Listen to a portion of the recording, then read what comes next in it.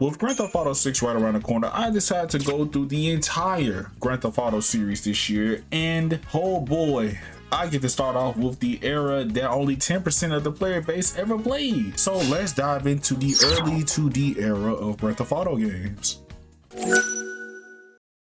This is genuinely one of my least favorite video games that I've played in a long time. From a gameplay standpoint, it's slow and clunky and it feels like you're rolling a shopping cart, but two of the wheels don't fucking work. And for its time, a lot of top-down games did look visually similar to Grand Theft Auto 1, so it did look decent for its time. But here's the thing, even though I have a lot, and I mean a lot of gripes about this game that I don't like, I gotta give the first game its credit where it deserves. This game pioneered the sandbox genre of video games, and it was one of the very few video games where you don't play as the hero. You are the villain. You are the person that is committing crimes, wreaking havoc in this open world setting, and this game does give you a lot of freedom in terms of how you want to play and beat the game. And to add on top of that, the atmosphere, the satire, and the controversy, that's what made this game initially stand out, despite the jankiness and the bullshit that comes with it. Now let's talk about how Grand Theft Auto 1 works, because it's definitely different compared to how modern Grand Theft Auto works. You see, Grand Theft Auto 1 was a 2D open world game,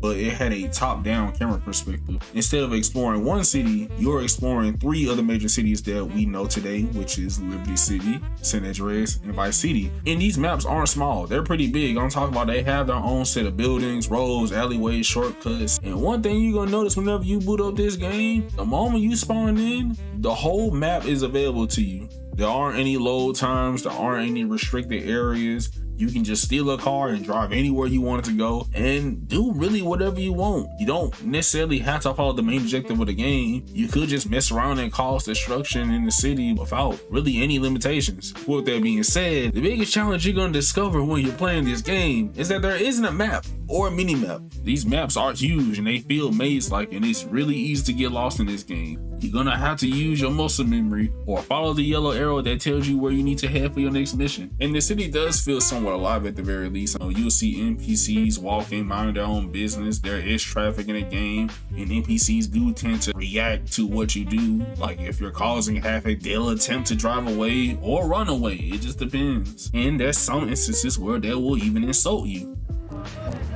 And then there's the cops.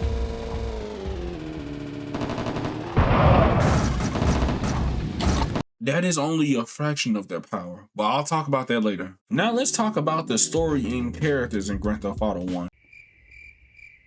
I say that in air quotes because they're practically non-existent. If you expect like major cutscenes or like any form of narrative, you're not really gonna get that here. Okay, I may be lying a little bit. There are some cutscenes if you beat the levels, but they're ooh. Why the hell are you looking at me like that? You do get the chance to select a character, but they all pretty much play the same. It doesn't really matter who you pick. There's no aesthetic difference. There's no gameplay difference. They're really just blank slates that you can choose before starting the game. You're basically just a criminal who takes jobs from various crime bosses throughout the different cities in the game. You earn their trust, you complete whatever illegal errand that they throw you into, and you slowly work your way up. That's really about it. Now, when we get to the game in motion, oh, it's very different from what we used to. For one, this game has tank controls. Whenever you're moving a direction via D-pad or analog stick, your character will be facing that direction. If you want to move forward or backwards, you either have to press X or triangle. And mind you, you're not moving at breakneck speed. You're moving slow as hell to the point where you'll be running at the same pace as every NPC in the game. Now, you do have L2 to R2 to scroll through your weapons. You have square to exit and enter vehicles. You do have circle to attack or shoot. And then there's the R2 button. This is not an edit. You can do that. When we get to the actual gunplay side of things, oh, it's bad. Using a weapon in this game sucks so bad, and it's only because you have to be so precise. You gotta remember, there isn't a lock-on feature, and whenever you shoot enemies in this game, you're gonna have to tilt the analog stick just at the right spot just to hit your target. Meanwhile, the cops and NPCs in this game have fucking RoboCop levels of accuracy for some reason. It can put you on a t-shirt with literally little to no effort. Then there's the driving. is so bad, and for good reason. You see, driving in the top-down perspective isn't the problem. If you're like me, who's playing the PS1 version of the game, either the camera is way too zoomed in, or sometimes it will zoom in and out, and it can get so jittery sometimes where you can't even anticipate what turn is about to happen, or any vehicle that's coming your way. The controls just feel slippery as hell. Especially when you drive a fast-ass vehicle in this game, which they do feel good to a degree, but I promise you, you're gonna make a mistake and crash into something quite often when you're on this game. And trust and believe, it's not a fun experience when you have to deal with this in certain missions that have very strict time limits and you accidentally hit a vehicle or miss your turn, and it will result in you failing the mission. Oh, and I almost forgot to mention, you pick up weapons and items in this game like your Crash Bandicoot breaking crates. There are legit crates spread across the map, and sometimes they'll drop weapons, armor, special items,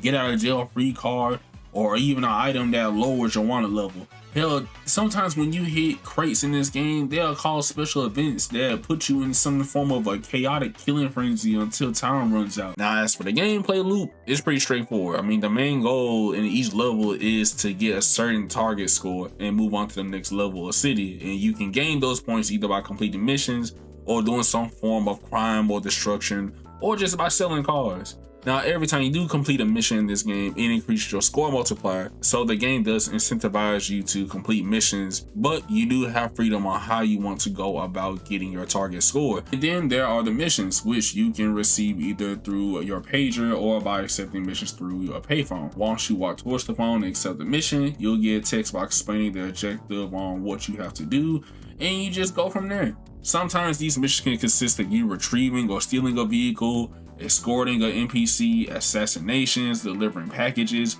or some form of sabotage. And some of these missions can be simple and standalone, while others may have multiple objectives, and that's typically the cycle of how these missions go. With that being said, this is one of the hardest Grand Theft Auto games by far, and for various of reasons. This game has 0 checkpoints, so if you fail an objective once in between a mission, you're going to have to go all the way back to the payphone that you start the mission with and restart the entire process. And considering how difficult it is to both drive and navigate your way to point A to point B throughout this game, it can be pretty annoying. All it takes is just one crash, one missed turn while you're on a time limit, and you will fail a mission. It also don't help that getting wasted or busted has a much bigger consequence in this game, since you not only lose all your weapons and gear, but you also lose your score multiplier. I also want to note that there is no health indicator in this game. Yes, you may have noticed when you're looking at the footage as I'm getting shot, there's no indicator showing that I'm losing health or I'm close to dying. It only takes 1 or 2 bullets, and that's a game over for you, unless you have armor, of course. And to add insult to injury, there is a live system in this game, and you can't save the game until you beat an entire level or city in the game, which means you're gonna have to use save states if you're emulating this game. If you're playing the original game on the actual hardware or the PC version of the game, you're gonna have a bad time. And last but not least, the biggest threat in this entire game are the cops. Look, you thought cops in Grand Theft Auto 5 were toxic? Oh no, we're only scratching the surface. Cops in this game have really great accuracy, and they will straight up ram you to slow you down. They even report where your location is.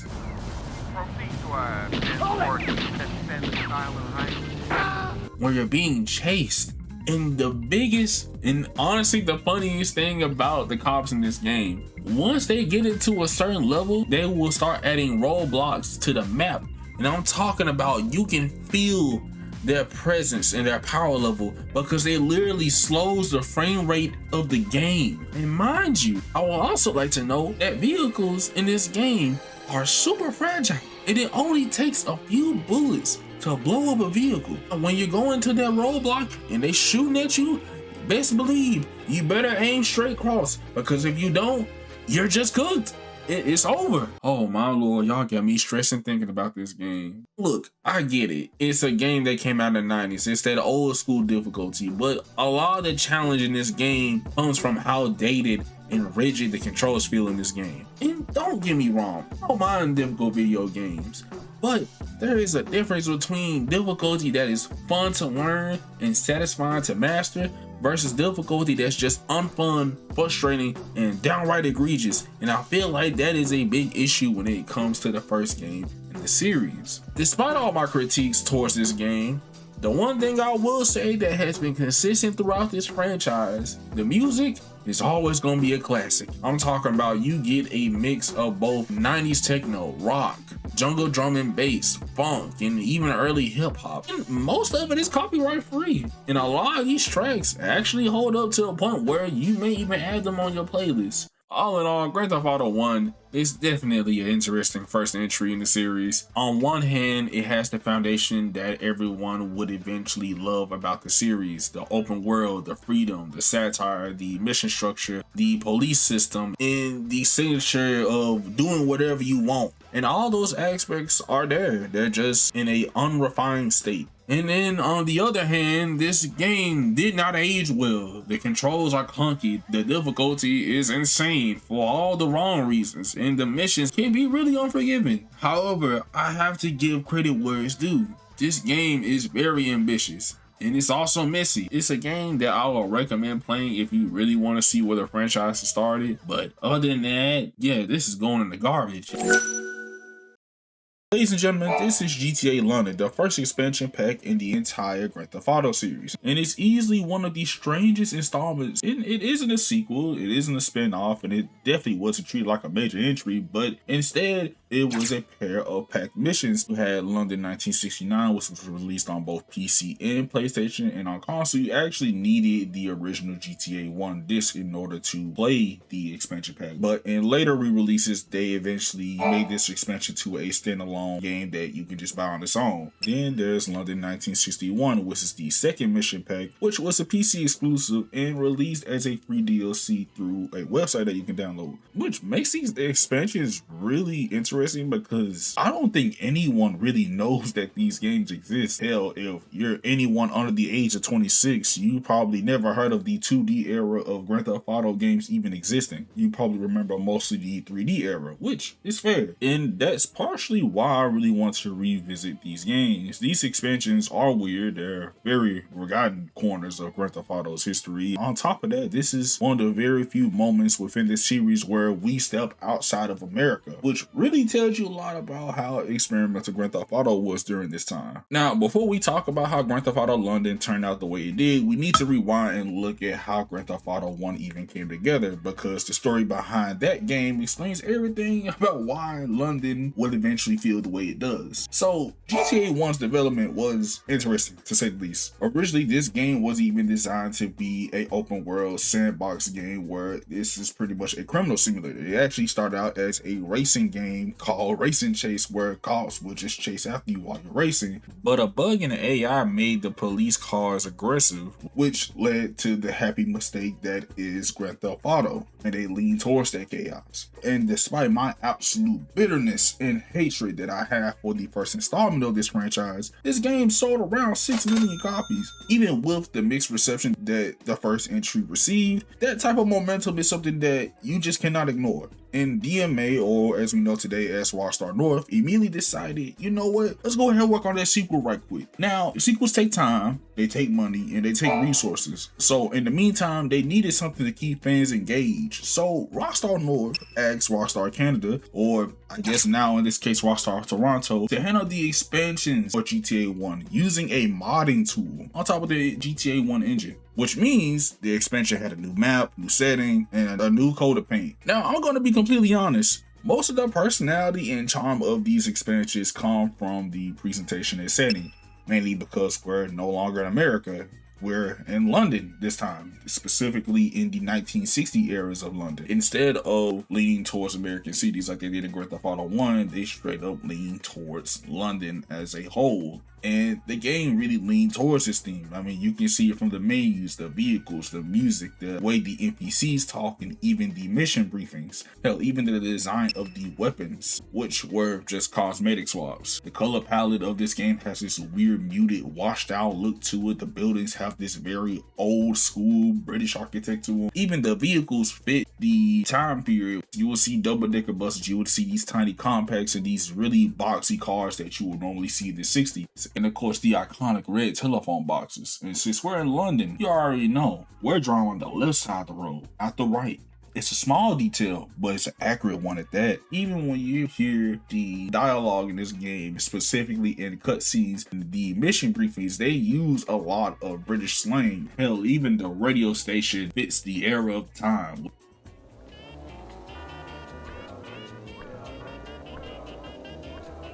This expansion pack has this very distinct atmosphere and culture. It almost makes you feel immersed in the game to an extent. Now, narrowly speaking, similar to how GTA 1 is, nothing really has changed. You still play technically as the same character regardless either way it goes. And you're just a criminal who's working through the London underworld by just taking different jobs throughout the different gangs in the city. And most of the story normally just comes from the mission briefs and the tiny cutscenes that you see here and there. That's really about it. As for the gameplay, it's literally just Grand Theft Auto 1. The movement, the combat, the camera, the physics, and the score system are literally all identical to the point where even the UI is still literally the same to some degree. So mechanically, there isn't really much of a difference between both of these games from a gameplay perspective. Outside of some like skin swaps, the gunplay still feels terrible, the driving is still whack, and there's still, to this day, it's not a health indicator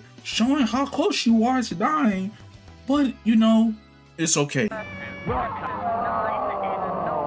I would like to think that it's okay, but it's not. And there isn't really much of any quality of life changes. Now, one thing that I did notice throughout playing this expansion, more specifically the London 1969 expansion pack, is that the experience for me was a lot less tedious than the first game. Part of it is mainly because the map size for London feels smaller and more compact. Mission structure is still about the same. You still have your cartels, you still have your assassinations, sabotage, and pick up and drop off missions, and you still have your time-based missions. But the biggest difference is there are a lot less time limit missions, which pretty goddamn good thing considering how egregious they were in Grand Theft Auto 1, especially when you got to San Andreas and Vice City. Oh sweet Jesus, it seems like they really weren't as punishing. Also, the difficulty seems to be a bit toned down. The AI is still cracked with the aim, but cops aren't nearly as hostile they are in GTA 1. Even with death still being really punishing in this game, it just doesn't feel as egregious. Now, before I move on, there is something that I should have mentioned in Grand Theft Auto 1 that is in both London and the base game.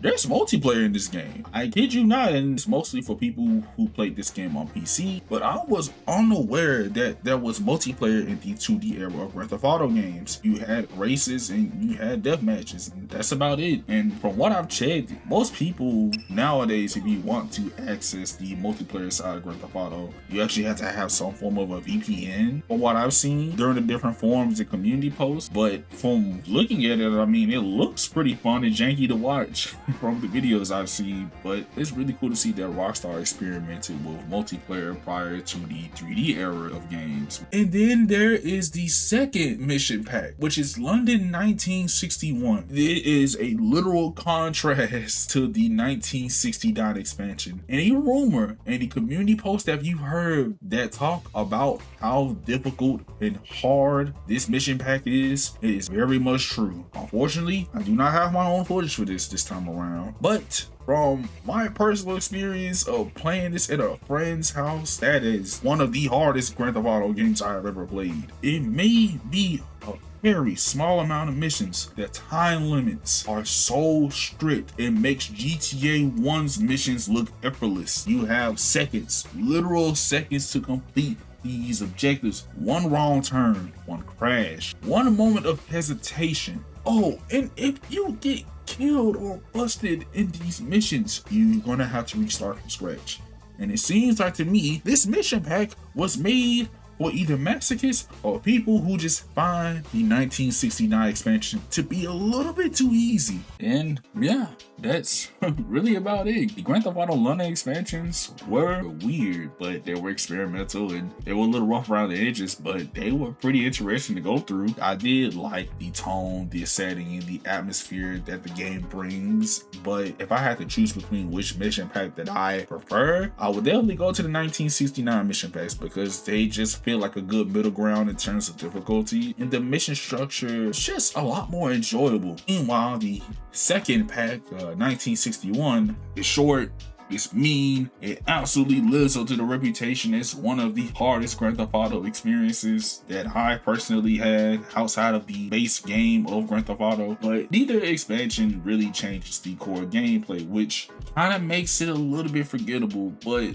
every other aspect from a presentation standpoint is really what makes this game at least somewhat memorable at the very least. They were definitely products of their time. They were very messy, experimental, and kind of all over the place, but I actually was somewhat entertained. Ah yes, the final stop in the 2D era of GTA. And spoiler alert, I really enjoy this game, which is wild because I am not a fan of the top-down GTA entries at all. With GTA 2, this one takes the cake for me. Not just because of the quality of life changes, the gameplay, the mission structure, and just the overall freedom that the game gives you, but it introduces a new system mechanic that you will eventually see in one of the most beloved 3D Grand Theft Auto titles. And on top of that, it goes for a futuristic setting that was completely different from what the series has done before. And despite being leagues, and I mean leagues better than that piece of shit of a game that is GTA 1, GTA 2 underperformed and sold less copies than GTA 1, which to this day still blows my mind because it clears GTA 1 in almost every way. But to be fair, in retrospect, I get why the hype wasn't there. When GTA 1 was released, it had a good novelty and some shock value on the side that really carried the game. And even though there is a 2-year gap between GTA 1 and GTA 2, both still look a little similar to one another. And that was actually one of the complaints that I've seen quite often when looking at reviews for GTA 2. And you guys also have to remember, this is the late 90s, so a lot of video games were switching to the 3D era, and Grand Theft Auto as a series wouldn't really capitalize on this market up until 2001 with the release of GTA 3. So it makes sense that the general audience didn't really see GTA 2 as a big leap, which is fair, but still it deserves some love. After the success of GTA 1 in the London expansion, DMA Designs moved straight into developing GTA 2, and their goal wasn't to just reinvent the wheel for this sequel, but instead they wanted to refine the formula and fix issues that held the first game back.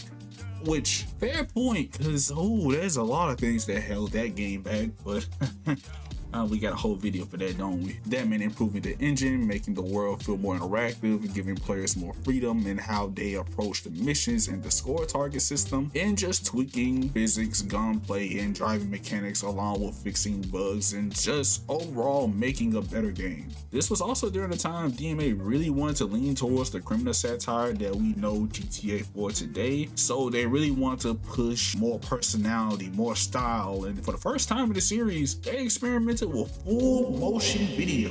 And on top of that, GTA 2 was essentially the last mainline game to use the top-down formula. So this was pretty much their last hurrah before moving on to the 3D era. Now narratively, GTA 2 keep things pretty simple, just like the first game, but there's a little bit more lore on the side. You see, now we actually have a defined singular silent main protagonist. I know it sounds weird, but it's a thing now. Ladies and gentlemen, this is Claude Speed. He doesn't talk worth a damn, but he takes jobs, he causes chaos, and he climbs through the criminal ladder, and he gets the job done by any means necessary. And yes, there's the same Claude Speed from the intro that you see whenever you boot up the game, and it is not the same Claude as we see in GTA 3. I know it's weird, and I don't really recommend thinking too hard on it, but just keep that in mind. Now, the game itself doesn't really give you much of a story. In fact, there are no cutscenes in this game. You know those in-game cutscenes they had in the first game that I said that were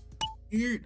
Now it's time for you to find out why they call me the donkey, huh?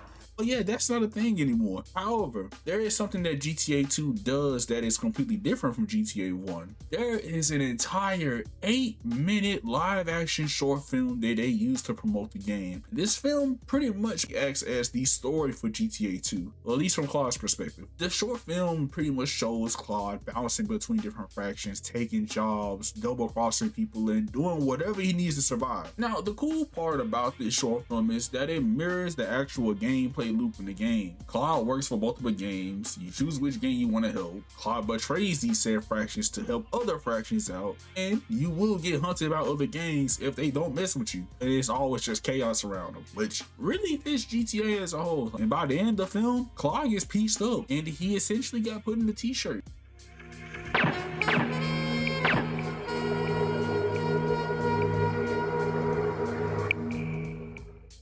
That is both a dramatic and awful way to go out.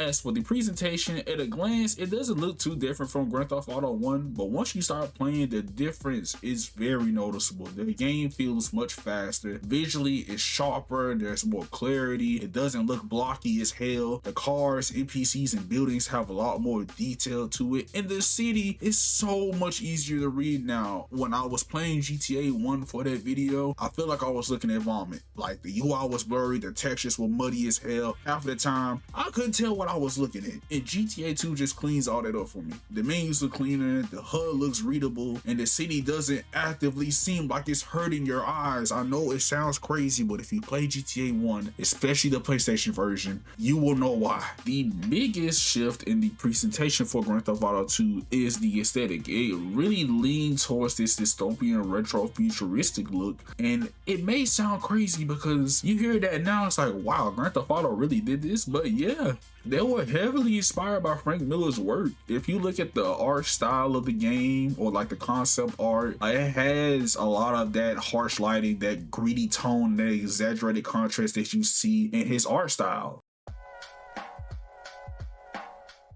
Fun fact, Grand Theft Auto 2 doesn't take place in Liberty City, Vice City, or San Andreas. Instead, it takes place in Anywhere City, a futuristic metropolis divided into 3 different districts. You have the downtown, residential, and the industrial districts. Each district stands out from its visuals and by the different gangs that control them.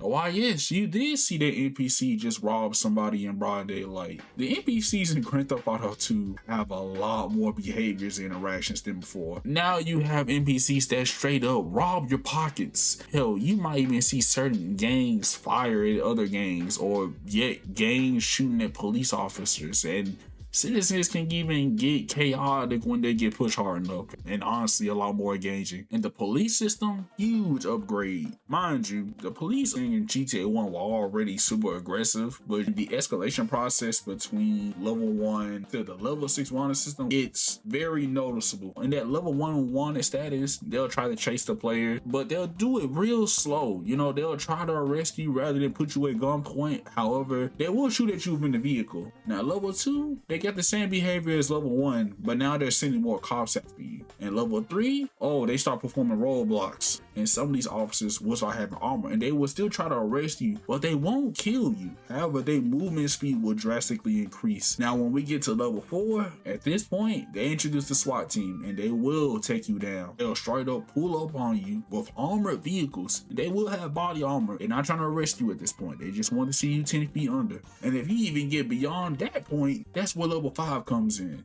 They will send special agents, and they will take you down. Oh, level 6, level 6, level 6. We might have to go further beyond. We need to bring the army involved.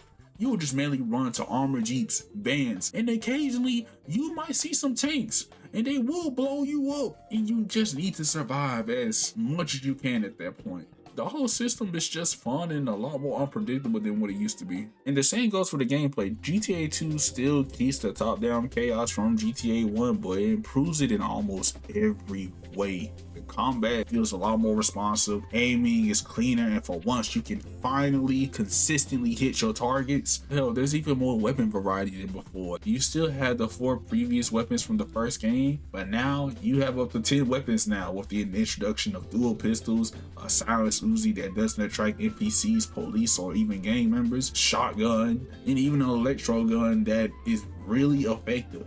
And we got the introduction of throwable weapons. Yes, we finally have grenades and molotovs. No boy, they are very useful and destructive. Now, unfortunately, you still can't shoot from vehicles yet, but in GTA 2, they did introduce vehicle weapon upgrades through the specialized garage system they have now. So instead of it just solely being a respray shop like it was in previous games, now you are able to upgrade your vehicle to have machine guns, mines, oil slicks, and even car bombs. And there is a good bit of quality of life changes that really made my day. Like, for example, we finally got a health indicator, we have a much cleaner UI, we have an adjustable radio station now, and we have mid-level saves.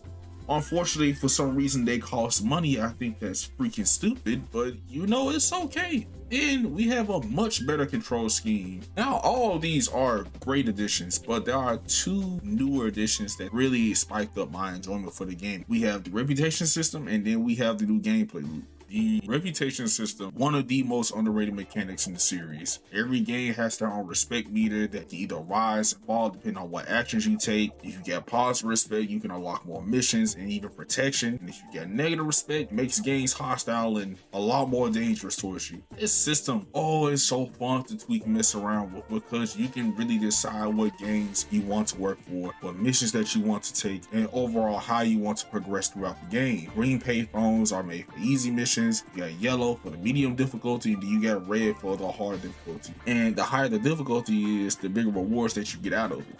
And the thing is, you could just stick with one game, or you can bounce through multiple games, or you can betray another game mid playthrough, or just ignore the mission structure system completely and just cause chaos and get your points from there and beat the game. There's literally no wrong way to play the game, and that's one thing I really enjoy about GTA 2. Since each game has their own template and style of mission structure in terms of like the assassinations, the sabotages, the territory control, or some of the escort delivery missions, which really adds a lot of replay value to the game.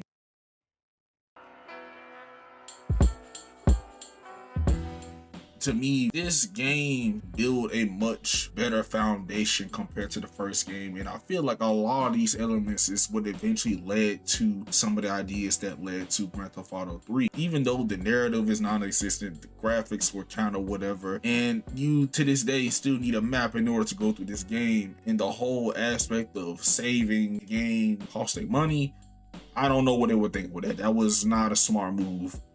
And despite those flaws, for me, the positives outweigh a lot of the negatives for this game. And I feel like GTA 2 really evolved the series as a whole and brought a lot of freedom that you don't normally see once you get into the later games. But overall, it was a great end to the 2D era.